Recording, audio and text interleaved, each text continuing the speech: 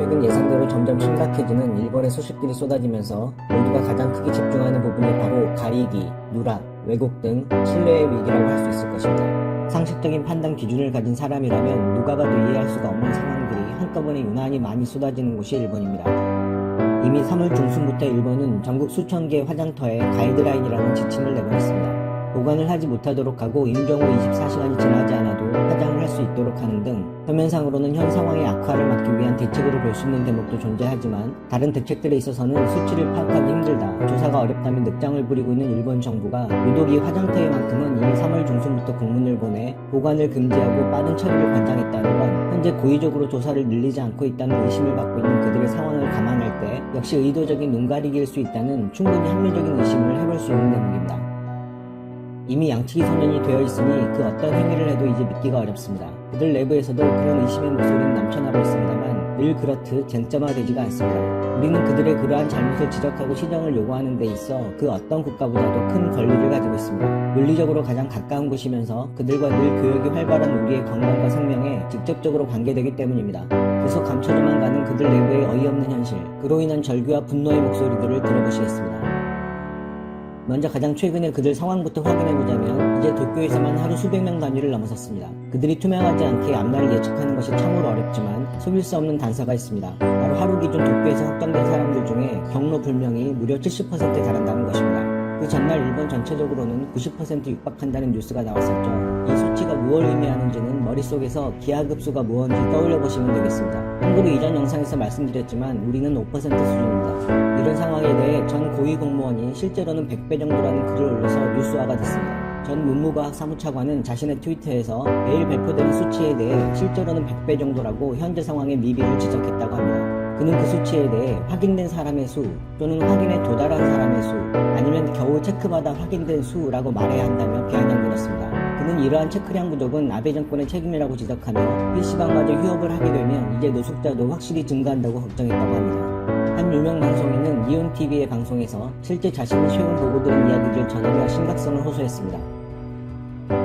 그는 최근 실제로 복수의 사람들로부터 전화가 걸려와 나눈 이야기들을 전합니다. 한 지인은 자신은 4일 이상 계속되어야 체크가 가능하다는 기존치도 넘어섰고 기침이 상당히 심하고 폐렴의 증상이 있다고 하는데도 병원에 오지 말아달라고 한다며 연락해도 좀처럼 체크를 받아볼 수가 없다. 계속 자택에 머물러주세요라고 말했다며 현실의 참담함을 이야기했습니다. 아울러 젊은 층에서도 경증에서 갑자기 심각해지는 케이스가 발생하고 있고 지금 체크를 받지 못하는 사람들의 불안이 엄청나게 확산되고 있다는 전화를 여러 명에게서 받았다는 내용도 소개했습니다. 그는 무엇이 경증인지 명확하지가 않다면서 모두가 체크를 해버리면 의료 자원이 부족해진다는 사실을 들어서 잘 알고 있지만 실제로 위활이 계속되고 기침도 멈추지 않은 채 의심되는 상황에서도 오지 말라고 하니 불안할 수밖에 없다고 말하며 일본이 인공호흡기든 병상이든 이렇게 적은 것인가 하고 놀랐지만 오지 말아달라고 하는 것은 우리가 한 번도 느껴보지 못한 불안입니다 라고 심각성을 전했습니다.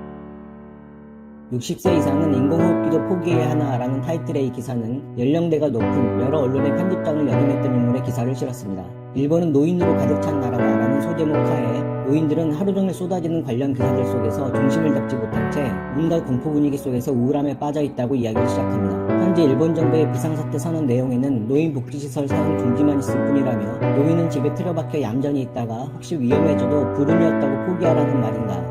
이탈리아 의사의 이야기에 따르면 70세 이상의 중증은 2명 중 1명이 제사상으로 가는 상황이다. 그들에게 인공호흡기를 착용시키지 않으면 어떻게 될 것인가라며 최대치의 고령화 인구가 있는 현재 일본의 의료 시스템에 대해 우려를 표합니다.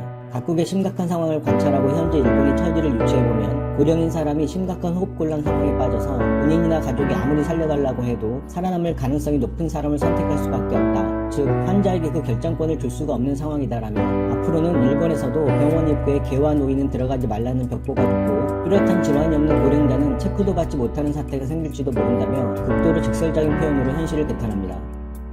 기사는 4년 전 나소다로 재무상이 홋카이도의 강연회에서 했던 90세인데 노후를 걱정하는 사람들은 언제까지 살 생각인가 라는 말, 그리고 그의 저서에서 노인들이 모으고 있는 돈을 토해내게 할 국리를 해야 한다고 했던 말들을 떠올리며 이런 패거리들이 정치를 하고 있으니 경로정신 같은 건 이 나라 어디서도 찾을 수 없다. 노인은 모아둔 돈을 빨리 토해내고 사라졌으면 하는 것이 놈들의 본심이다라고 직설적인 비난을 가합니다. 이번 확산은 국가의 책임이 아니다라고 트위터에 글을 남긴 국토교통 전문가의 글을 떠올리며 정부의 가구당 30만 원의 보상안 역시 소득이 줄어든 것을 증명해야 하고 신청 과정도 매우 번거로운 등 정말 도움이 필요한 사람의 손에는 닿지 않을 거라며 이러다 나와 같은 허약 체질의 노인은 정확히 어떤 것이 원인인지도 모른 채 만족스러운 처치도 받지 못하고 파장되어 버리는 걸 생각하면 밤에 잠도 오지 않는다는 처절한 문구로 기사를 마칩니다. 그동안 수년간 일본의 현 집권층 관료들이 노인들을 상대로 우리나라라면 바로 옷을 벗어도 부족할 정도의 심각한 망발을 일삼아왔기에 최근에 이러한 방치에 가까운 그들의 조치 속에 일본 내에서도 실제로 노인들의 생명과 관련한 음모설이 돌 지경입니다.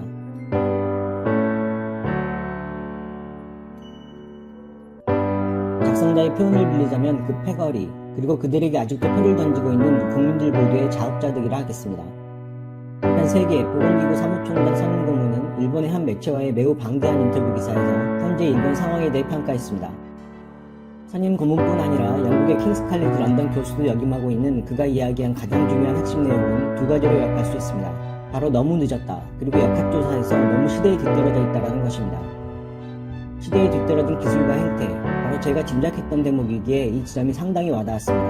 먼저 첫 번째 요점, 도쿄의 대책은 너무 늦었고 이제 억제에 한계가 있을 수밖에 없다는 점입니다. 많이 체크하면 의료 붕괴가 일어난다고 했으나 그건 틀린 말이고 오히려 완전히 반대의 상황, 즉 체크를 안 하기 때문에 대상자를 놓치고 노출 확대를 초래하고 있다고 지적했습니다.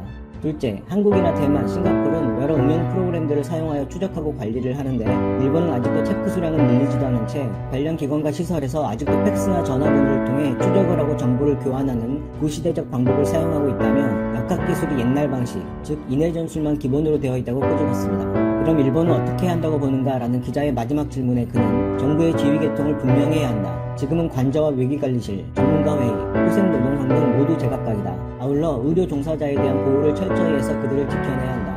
그렇지 않으면 일본의 의료는 붕괴될 수 있다는 마지막 경고성 조언을 했습니다. 그 밖에도 일본의 현재 조치들을 무능력과 무책임의 전형으로 규정하며 강한 비판을 가하는 언론들은 일본 내에서도 넘쳐나고 있습니다. 이 기사를 핵심 타이틀과 주제만 간단히 보자면 미국에서 전문의로 일하는 한 일본계 미국인 의사는 한 매체에 실은 장고의 기고문에서 심지어 이대로 가면 일본의 인구는 크게 줄어든다, 왜 일본은 인명이 최우선되고 있지 않은가 라는 말을 통해 현재 일본 당국의 무책임에 포커스를 맞춰서 신랄하게 비판했습니다. 또한 방송가에서도 불과 작년까지만 해도 아베 정부의 우호적이던 태도에서 180도 돌변하여 비난과 조롱, 분노와 좌절의 목소리들을 쏟아내고 있습니다. TBS 계열의 한 방송에서는 유명 정치평론가 사키시로라는 인물이 총리가 하는 말과 실제로 나오는 체크 수량은 큰 차이가 있다며 인구 100만 명당 한국은 9,000건 이상, 미국도 5,000건 이상으로 가고 있는데 일본은 365건이다라며 말과 행동이 다른 아베 총리의 태도를 명확한 수치와 함께 비판했습니다. 국민들은 이런 난리통인데 가장 조용한 것이 오히려 정치권이라는 것이 현재 일본의 상황을 잘 대변해주는 대목이라 하겠습니다. 다만 일본의 기울어진 정치 지형에서도 작년부터 계속해서 아베 정권의 실정에 대해 목소리를 높이는 일도 있습니다. 작년부터 많이 접해보셨을 야당 정치계의 신성, 레이와 신생구미의 대표 야마모토 타로도 자신의 트위터로 아베 정부의 위기불감증을 꼬집었습니다.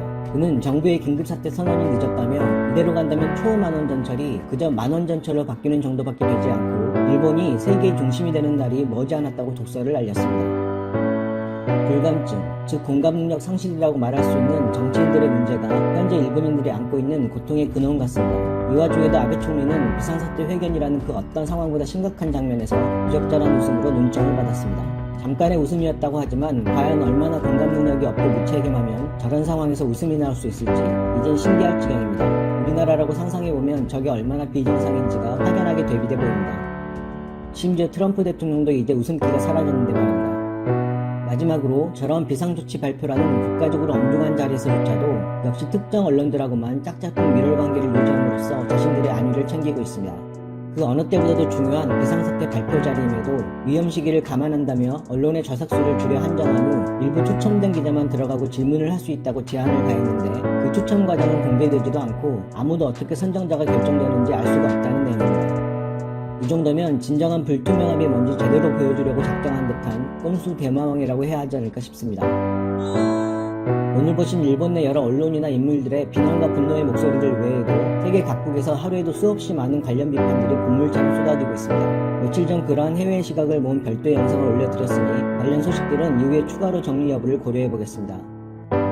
이전부터 들어오던 일본에 관한 한 구절의 이야기가 요즘처럼 가깝게 느껴진 적이 없었던 것 같습니다. 일본은 잘 사는 북한이다.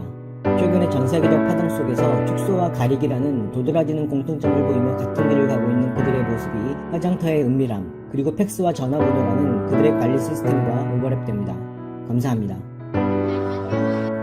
오펙 플러스의 감산 합의에 대한 희망으로 폭등했던 국제유가가 다시 폭락하기 시작했습니다. 일단 1000만 배럴 감산에는 합의를 했는데요. 이런 희소식에도 불구하고 유가는 왜 다시 폭락하고 있는 걸까요?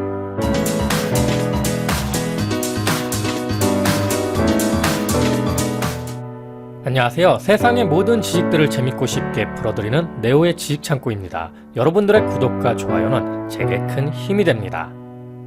국제유가가 다시 폭락하고 있습니다. 4월 9일 현지 시각 서부 텍사스유는 9.28% 하락해 배럴당 22.76달러에 마감을 했는데요. 오펙 플러스는 9일 긴급 화상회의를 열어 향후 2달간 하루 1000만 배럴의 원유를 감산하기로 전격 합의했으나 당초 시장 기대치에 못 미치면서 폭등하던 유가가 실망감에 휩싸이면서 다시 폭락의 길을 걸었습니다. 더 문제는 사우디와 러시아가 감산 합의를 한다고 해도 미국은 감산에 대한 의지가 별로 없었다는 점입니다. 니들은 감산해라. 나는 팔란다. 미국이 감산에 대한 의지가 있다면 미국부터 솔선수범해서 감산안을 제시하고 사우디와 러시아도 따라오게끔 해야 이치에 맞는 일인데요.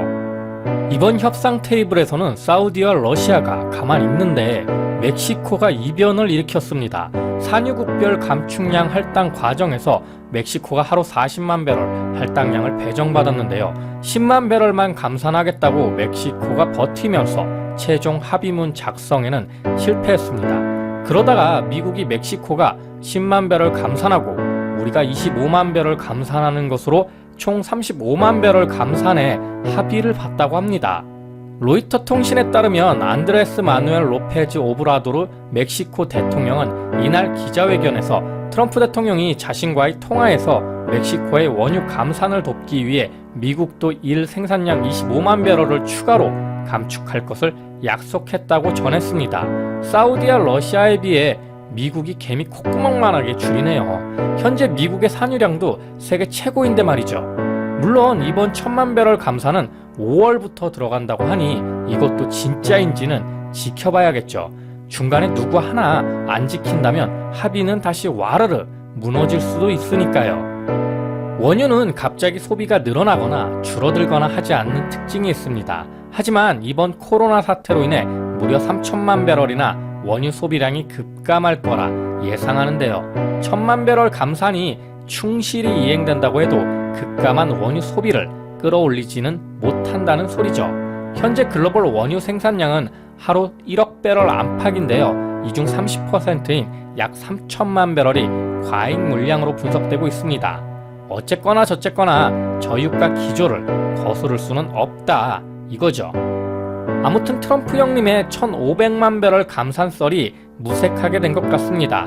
1000만 배럴 감산할 거다. 그리고 바로 뒤이어 1500만 배럴까지 가능할 거다 라고 회심의 트윗을 날렸는데 형님이 너무 설레발친 거 아닌가 생각이 들고요. 이번 원유 감산에 대한 희망이 컸던지 한국에서도 개인 투자자들이 원유 선물에 대거 뛰어들었다고 합니다. 가격 변동성이 커짐에 따라 향후 유가 상승에 베팅하는 투기성 자금이 몰려들면서 대규모 피해 발생도 우려되고 있는데요. 10일 한국거래소에 지난달 원유와 관련된 상장지수 펀드인 ETF와 상장지수 증권인 ETN 10개 상품 등에 들어간 개인 순매수액은 1조 421억 원으로 전월 1120억 원 대비 10배 가까이 늘었습니다. 규모가 가장 큰 삼성자산운용의 코덱스 WTI 원유 선물 ETF의 지난달 순매수액은 4,214억 원으로 전월 187억 원과 비교하면 22.53배나 급증한 것으로 집계됐는데요. 원유 선물 레버리지에 베팅하신 분들 정말 똥줄타게 생겼습니다. 금감원은 레버리지 WTI 원유 선물 ETN의 지표 가치와 시장 가격 간 괴리율이 이례적으로 폭등했는데도 유가 반등을 기대하는 투자자가 대거 몰려 피해가 예상됨에 따라 소비자 경보를 발령할 정도로 지금 원유 시장에서 투기가 일어나고 있습니다. 코로나 사태가 진정되지 않는 이상 이런 위험한 베팅은 피하시는 게 좋겠죠. 이번에 유튜브에서 코로나에 대한 제재를 풀고 있습니다. 코로나 가지고 거짓 정보를 올리지 않는다면 노딱을 주지 않을 거라고 하는데요. 오늘은 그래서 그동안 제대로 부르지 못한 코로나라는 그 이름 원 없이 불러보겠습니다. 현재 아시아에서도 한국을 제외하고 코로나 확진자가 계속 증가 추이를 나타내고 있고요. 일본 아베 형님 올림픽 손절하자마자 확진자가 폭증하고 있습니다. 미국과 유럽 역시 잠깐 떨어지는 듯 싶다가 다시 폭증하고 있고요. 아프리카도 이제 헬게이트에 들어서려 하고 있습니다. 특히 최근 짐바브웨의 금수저로 통하는 저널리스트 조로로 마캄바의 죽음은 아프리카가 직면한 코로나 사태의 단면을 보여주고 있는데요. 짐바브웨 일간 데일리뉴스에 따르면 마캄바는 지난달 미국 뉴욕에 다녀온 후 가벼운 감기 증상으로 동네 병원을 찾았고 단순 감기약을 처방받았다고 합니다. 이후에도 열이 오르는 등 차도가 없자 그는 지난달 21일 수도 하라레의 윌킨스 병원을 찾았고 양성 판정을 받았는데요. 하지만 수도에서 가장 큰 윌킨스 병원에는 산소호흡기도 없었다고 합니다. 그나마 금수저라 가족들이 이동형 산소호흡기를 구해왔지만 미국산 제품이라 병원 플러그와 맞지 않았다는 슬픈 현실을 마주해야 했죠. 보호장비가 없는 간호사들은 감염을 우려해 그에게 다가가는 걸 꺼렸고 결국 마캄바는 격리병동에서 제대로 된 치료도 받아보지도 못한 채 사망했다고 합니다. 그의 아버지 제임스 마캄바는 미디어 그룹을 운영하고 정계에도 진출한 짐바브웨 정치 경제계의 거물이지만 아들은 제대로 된 치료조차 받지 못한 것이죠. 타임은 부유한 사람도 치료를 받지 못하는데 일반 시민들은 어떻겠는가 라는 비관적인 여론이 현지에 팽배하다고 전했습니다. 영양실조, 에이즈, 말라리아 등이 만연한 아프리카에서는 의료진과 의료장비 부족 등으로 코로나19 검사를 받는 것 자체가 힘든데요. 그래서인지 남아프리카 공화국과 케냐, 우간다 군경이 자택격리 조치에 따르지 않는다는 이유로 집 밖에 나온 시민들에게 채찍을 휘두르고 실탄을 발사해 사상자가 발생하고 있습니다. 인도에서는 봉쇄령 위반자한테 체벌을 하기도 했는데요. 경찰이 이런 권한까지 가졌다는 게 좀 어이가 없기도 합니다. 와나 진짜 꼴림말 뮤직비디오 이후로 정말 얼척없는 모습인데요. 갑자기 꼴림말이 뭔가 하시는 분들도 있을 겁니다. 인터넷에서 한때 저세상 영상으로 유행했던 인도판 스릴러인데요. 꼴림말 못 보신 분들은 강력 추천드리고요. 이거 생각만 해도 웃기네요. 그에 비하면 한국은 정말 방역 시스템이 빠르게 자리 잡으면서 유일하게 아시아에서 코로나 확진자가 줄어들고 있는 상황입니다. 다 같이 줄어야 의미가 있는데 한국만 줄어든다고 이 사태가 해결되는 건 아니죠. 특히 해외에서 들어오는 양심불량 유학생들 최근 문제가 많이 되고 있습니다. 이런 것들은 강력한 처벌만이 답인 것 같은데요. 아니 자기 살겠다고 남들 생각은 안 하나? 이런 세계 각국의 정세를 볼 때 원유 3천만 배럴의 소비가 줄어들 수밖에 없는 것이 이해가 될 겁니다. 자택격리와 재택근무, 사회적 거리두기 등 코로나 사태로 인해 변화된 일상이 앞으로 많은 부분을 바꿔나갈 것으로 생각되는데요. 미국 증시는 연준의 뽐뿌질로 그나마 버티고는 있습니다만 아마 점점 체감하게 될 실물 경제 침체에 대한 문제는 무시하지 못할 것 같은데요. 이는 연준에서도 이미 경고하고 있는 상황입니다. 오늘은 이렇게 다시 폭락하고 있는 국제 유가에 대해 알아보았는데요. 국제 유가 폭락한다고 주유소 기름값도 팍팍 떨어지는 것도 아닌데 괜히 실물 경제에 악영향만 끼치고 있는 것 같습니다. 아무튼 이렇게 화석연료 소비가 줄어들면서 각국의 하늘은 맑아지고 공기는 점점 깨끗해지고 있다고 합니다. 국제유가 폭락이 글로벌 경제에는 쥐약이지만 환경에는 도움을 주고 있네요. 국제유가는 과연 언제까지 요동치게 될까요? 자,